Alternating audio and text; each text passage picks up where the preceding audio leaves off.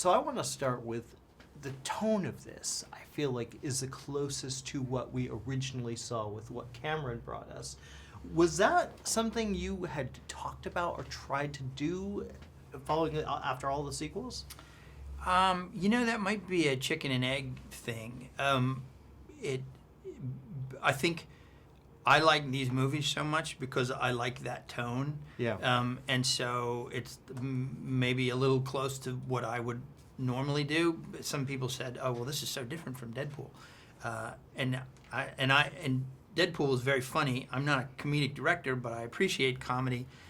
This, I think, was a little more in my, like, the kind of stuff I read, the kind of comics, the kind of books I read, the tone of that. I'm more a little grim and gritty, and I think Jim is that same way, so maybe that's why I like the movies. But maybe it was unconscious, I don't know. But I didn't copy that consciously. It just seemed like the right thing for the story. Linda Hamilton, Sarah Connor, is a character who's born in tragedy, and that's kind of the ocean she swims in, and it's not a clear and pretty one. Well, I forget this whole franchise has always been really her story more than anyone. Absolutely. Talk about bringing her in. How did that happen? Well, everybody, the first thing we do when we all get together is like, what are you going to do? It was a blank slate, and so the blank slate could be filled with what? In a perfect world, Linda Hamilton coming back to play Sarah Connor, especially because it's a continuation of Jim's story. So we all agreed with that, and Jim said, I don't know, let me ask her. And he calls her up, and we're all like waiting for him to come in the next day and tell us what she said, which was, I'll think about it. Jim can't convince Linda. You don't convince Linda to do anything. Linda either has to want it because she wants it, or she doesn't do it. She doesn't fuck around. Wow. So she wanted to do it. I think enough time had passed that I felt like she felt like it provided a lot of source material for her to draw on for her character.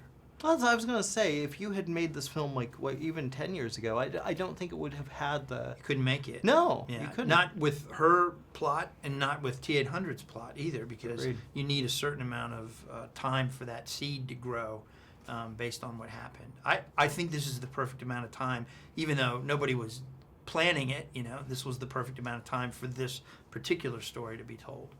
Did you have a direction if she said no? Did you have any direction? Well, going in it was, we can do anything we want, and that's exciting. Mm-hmm. But then once we'd settled on Linda, I don't know, everything else fell by the wayside. We didn't get very far into the what if thing before it was, well, we got to see if Linda's coming back, because that is the domino that will, drive the whole tumbling process. So I don't know.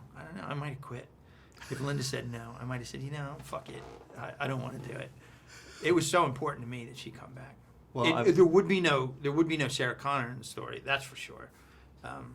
It would have been something entirely different. Yeah. And inferior. I'm glad you did. Yeah, me too. When this is all over, I am going to kill you. I understand.